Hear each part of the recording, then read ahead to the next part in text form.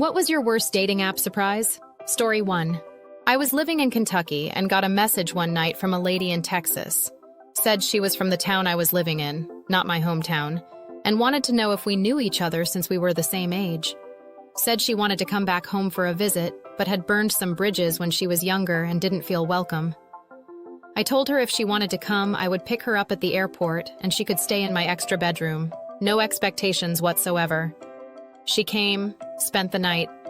She is not someone I would even be interested in. I was only being a friend. The next night I went to work. Came home and she was in the extra room with the door closed. I went to bed. Waking up Saturday morning, she had the door cracked but appeared to still be in bed. Decided I would wait until she said something or came out. She finally called my name when I passed by and asked me if I would open the door so she could talk to me. I did. She said she wasn't feeling good. Told me she was having a GI bleed, gastrointestinal, and was apologizing for leaving blood all over the bed and floor all the way to the bathroom. I told her that she needed an ambulance, and was she okay if I called one, and I asked her if she was going to go with them if I did. She said she would, so I called 911. The ambulance came and took her to the hospital. I cleaned up blood most of the day until it was time to go to work again on Friday night. Came home after work, heard nothing from her, and her stuff was still in my house. Saturday morning, I get a call. The guy says he is her brother. He said, "I'm sorry to have to tell you this, but she died in the hospital last night." Her sister called me the next day, and we arranged for me to get her stuff to her. Another sister emailed me about a month later and said she had been a terrible alcoholic for most of her adult life and it had destroyed her digestive system. Gave up dating apps after that. I met my wife a few months afterwards. Story 2. This story is more of the weirdest than the worst. She had just one picture in her profile where you couldn't see any features at all, and it could have been taken anywhere on the planet. Somehow I still matched, and we started writing for a few days. She told me that she hadn't had romantic encounters for years and didn't want to send any pictures, phone beforehand, or even send a voice message. I jokingly asked her if she is in reality a dude and want to steal my kidneys after luring me into a dark alley, and she jumped on the train and joked. Her jokes felt too specific, though. She said, "Well, maybe I was a dude?" And after that, she joked about similar stuff. We still ended up meeting in real life. I decided on a crowded place since it was a bit weird. And there was this small woman, and she was really pretty, though, dressed a bit boyish. We went for a drink, and I told her jokingly that I am surprised she didn't turn out to be a guy, and she asked me how I would know that. I stated a few things, and she immediately replied, which in hindsight may be too much knowledge. "Your voice is definitely female. You exercise your voice. But you don't have an Adam's apple. Nowadays they can be surgically removed, hidden." Not sure what she exactly answered, but those look real to me. Could be hormones. They were smallish. Nonetheless, I had great fun, and we ended up at my place where I saw her fully undressed, and what I saw that moment was a woman from head to toe. She declined foreplay, though, and was really sensitive to me not getting close to her woman parts, and wanted to start right away with the action, which didn't work out right away since my buddy had a nervous fit. She tried to help orally, but seriously, that was the worst BJ I ever got in my 30-plus years of living, and we tried again after. She asked about 30 times if I like her breasts and what I think of them and if I find her pretty. The weirdest thing about the whole ordeal was that I couldn't get the insert angle right. I know every woman is built differently, and I have my fair share of comparisons. I never had an entry angle that was weird. In missionary, it was possible after stacking 3 pillows below her butt. After that, she immediately asked if I could call a taxi because she wanted to go and wrote to me after that she felt like a whore, and that we should leave it at that one meeting. I was baffled since that never happened to me, and I treat every woman with utmost respect. I never slept with a trans woman, and especially not with one post-op. So I do not know how a neo-vagina feels, but something in my gut didn't feel right about her behavior and her physiology. The only real argument against it that I could find was the bad BJ, since me as a human with a penis do know how I would like to treat it down there to feel good. Until a friend said, "You know that a lot of trans persons are disgusted by their biological genital and are glad to get rid of it, so she probably never got a BJ or even thought about getting one?" It wouldn't bother me to know if she was trans, since that person was in my eyes most definitely a woman, but not knowing and wondering is so weird. Story 3. Matched with a guy that was mid-30s with very funny, quirky pictures of him at various Comic Cons and a few funny pictures of his travels. Very much a Kevin Smith type, which I'm into. The conversation was fun and interesting, never a dull moment. Finally met up, and there's zero personality, zero chemistry, long silences, and all he did was stare at me like a serial killer. It was like pulling teeth getting him to speak. I asked him if he wasn't into me and said I wouldn't be offended. It happens. I get it. We can just go our separate ways, or we could just be friends. He said no, that he thought I was attractive, but still never said anything unless I pulled it out of him. I still don't understand how that happened. Story 4. I should have known. This was years ago. It was a casual meetup, so we met at a Buffalo Wild Wings that was in the middle. She got there first. It was probably 12 p.m. on a Sunday. The place was moderately packed with families, but still during the day, so, music was cranked a little lower, less chaotic. You could overhear what was going on in the booth next to you. Sit down, start chatting. She starts talking a mile a minute, and immediately could tell something was off. But I figured I made it out, so why not feed my curiosity? She was wearing long sleeves, and eventually we got on the topic about taking each other's phone number down. I went to give her mine. She rolled up her sleeves and her arms were covered in phone numbers. I immediately asked what the deal was, and she made some crazy excuse I can't remember. Go to set my phone down, drop it, go to pick it up and realize this woman is not wearing any shoes. At this point, I'm no longer curious because I'm convinced she is homeless. I proceeded to tell her, I don't think this is gonna work. She was extremely offended, yelled at me for misleading her, and then immediately started puckering her lips and was like, "You know you want this?" Proceeded to drop her collar down until her tits were fully out, telling me, "Every man wants this." I literally just got up and walked out. We never ordered food. Story 5. My sophomore year in college, I was talking to a girl that went to a university about an hour away. After a few months, she invited me to her 21st birthday party to go out with her and her friends. She says there's going to be a big party, and I have to come. So I decided to make the trip with 2 of my fraternity brothers. We show up to the party, and it's only my Tinder girl and her 2 roommates with no one else in sight.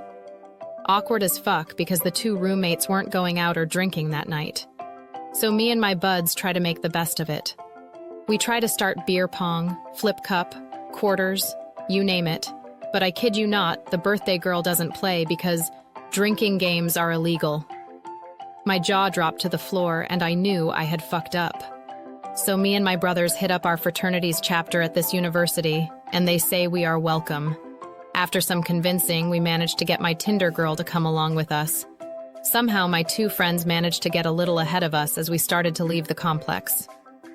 As we are walking, the Tinder girl sees cops and flips the fuck out, saying how we are going to get in trouble and we need to go back. Keep in mind, she just turned 21 and we have nothing on us. So my friends keep going to the party and I couldn't ditch her because that's where we are supposed to stay. So I take one for the team and go back to her place. We end up watching the Lizzie McGuire movie. Things start to heat up and I begin to think this wasn't so bad after all. Wrong. She informs me she's on her period and refuses anything farther than a makeout. I try to convince her, but nothing. Then she tells me she can do a little trick for me that will make me happy. I have no idea WTF she is talking about, but I say go for it. She proceeds to lick me from one ear, under my neck, all the way to the other ear in the most unsexy manner ever. I'm left with slobber all over me. The licking proceeds even after I tell her she can stop, and my friends drunkenly stumble in hours later from the party. We run out of there as early as we can. Then I got a snap from her after a few hours when we made it back to my university. It was her and her 2 friends with the condom that had fallen out of my pocket sometime that night. And it gets better. Over 2 months after that whole episode without any contact, she messages me and asks if we are gonna be boyfriend and girlfriend or not. I have never used Tinder since. Story 6. I have so many I could pick from. So I matched with this girl. We talked for about a week and she's really cool. Most of our talking was over Snapchat and she had sent a bunch of snaps, pictures, etc. This was a long time ago and back when sending fake pictures and fake snaps wasn't really a thing. No one really knew how to do it, so if she sent a snap, you could be pretty sure it was them. I asked her if she wanted to meet up for dinner. So I get to her house, which is about 30 minutes away, to pick her up, and I'm sitting out front. I waited about 30 minutes outside her house, and she's just not coming outside. So I text her and say, I've been waiting for a while. I'm about to leave, you know. What's up? She texts back and says, hey, pull around the back so she can come outside. She doesn't want her family to know she's leaving. I go around the back, and it's like the shady alleyway with a long driveway. And I was already weirded out, so I was like, no, I'm not doing that. If you want to come out and we go to dinner, then come out front, otherwise I'm just gonna leave. So a few minutes later, she comes outside. At this point, I had already invested, like an hour, and it would be another 30 minutes back, so... Sunk cost fallacy and all that. But when she comes out, it's definitely not the girl that I had been talking to, or at least getting snaps of. But the weird thing was the girl that came out was even cuter than the girl I had been snapping, so, kind of weird, but okay, whatever. So we start heading to the restaurant and she gets a call. I can hear her arguing with somebody or whatever, and when she hangs up, she says, hey, can we go pick up my sister? She's in trouble. At this point, I am still a little weirded out, so I'm like, I can take you wherever you want. If you need to go help your sister, but I don't want to get involved. She pushes a little more to go get her sister, and I insist I'll take her where she wants. But I'm not going to pick her up so she can go eat dinner with us. She starts yelling and screaming and asking why I tell her I don't know her. And this whole situation is weird in the first place. I say, do you want me to drop you off? She calls her sister and tells me to drop her off where her sister is. So we got there and there's nothing where she told me to go. It's just a street where she gets out of the car, still yelling and screaming at me. Later that night, I look at Snap, and it's her and the girl I had been talking to, and they're in my home city. I don't know if they just wanted to ride to where I was, or if I still have never figured out what the whole deal was. Story 7. I was talking to this guy, and we were really hitting it off. We were planning our first date, and our organizing was going well till he said if we were to make out in his car, it had to be in a parking lot, and in the boot of his car. I asked him why the boot, and he kept telling me that I had to go in the boot. He was so persistent on me, and only me going in. It was a red flag for me, and I blocked him immediately, and he sent desperate text messages to me everywhere saying how he was a good guy, and I was wrong for not giving him a chance. Story 8. He only had one arm. Went for a coffee with a cute guy off Tinder. He stands up to greet me when I walk in and holds his arms out for a hug. Left arm is normal, the right sleeve is empty and flapping from halfway down. I kept it together until he rolled the sleeve up to reveal his stump. He had a few inches of forearm and kept gesturing and moving it at the elbow. It was so animated. Obviously, he shouldn't have to explain it before every date, but I would have been better prepared if he had shown it in a photo. Still would have gone on a date with him. Story 9. Thankfully for me, nothing gross, weird, or yikes so far. Just my luck was never good with any of them that I used for a year. The most memorable thing that did happen was I matched with this lady and we hit it off. Immediate chemistry. Talking back and forth for a little over 2 weeks until we made a plan to meet up until the day before we picked. She told me she was purposefully leading me on and then blocked me everywhere while I was asleep. All right before a big vacation, too, so all I could think of was getting hard dumped. Since then, I've completely given up on dating apps in lieu of more in real-life opportunities. Or so I tell myself, because that hasn't lucked out for me either. But if I'm being honest, I am jobless and don't consider myself available at the moment, so I'm currently not worried too about it. Story 10. I had an Uber driver come into my workplace to pick up a parcel, see me, and walk up to address me by name. I wear a name tag, so politely said hello. He said, "You don't remember me, do you?" We matched. And continued to absolutely berate me, and got to the point where I had to walk away and hide in the staff area. He eventually left the store, came back after doing his delivery, and hung around trying to find me until my very tall, intimidating male boss went and said something. He left immediately and we reported him. I had zero idea who this guy was, and he was good-looking and definitely my type. My workmate theorized he swiped yes, and I hadn't matched back, and he was a bit unhinged. If he'd approached things in a sane way, things could have been different because I am a terrible judge of character, but luckily he let his ass hang out. We went through my few matches once I hid, and he wasn't one of them. Absolutely bizarre. Story 11. Had a bunch of people match with me based on my long-haired pics, not reading my bio and seeing that I'm a trans guy that doesn't pass very well, and then hitting me up with, "What up, girl?" or something like that. The first few times, I gently corrected them. A lot of, "Haha, you're sweet, but I'm actually a trans guy, not a woman." Like, do you not read bios? It happened often enough that I went and got my hair cut short and created a new profile. Ta-da, the misgendering stopped. Apparently, I passed more than I thought. Story 12. Had a long conversation that was pretty clean when she mentioned something I never heard of. She mentioned that she could, some term that I don't remember. So I had to Google what she was saying and found out she had a certain skill with her vagina. So I thought I had hit the jackpot. We talked some more and scheduled a date. After I was done talking to her, I re-Googled the sexual technique she was talking about. The third or fourth link on Google was a video on Pornhub with her screen name. Long story short, half the videos were of her demonstrating what she could do with a beer bottle, and the other half was her screaming and crying. It was just a little weird. Okay, just a lot too weird for me. Story 13. I hit it off really well with this girl who was way out of my league. She was a great singer and super cute, even if she wasn't my type appearance-wise. We talked almost non-stop for a week or so before we agreed to a date. As I was looking for parking, I saw her at the front door of the restaurant. She was easily 50+ pounds heavier than her photos. Now I love some chubby women, but she was quite a bit more than that. But we hit it off really well leading up to that, so I went along with the date. She was an utter bitch. Apparently, I wasn't what she expected either, because she treated me like I was the one who catfished her and acted annoyed the entire date. I'm not the most attractive guy, but I was in pretty good shape and actually looked like my pictures. After less than an hour, she had plans. I must actually be a solid 2 or something. Story 14. In my early 20s when I used Tinder, there was a chick I thought looked attractive and we happened to match. She was really cool to talk with and agreed to meet up to smoke hookah. Well, she did look like what she does in photos, but she had extremely huge gum lines and her teeth were yellow and smelled like cigarettes, even though her profile said she doesn't smoke.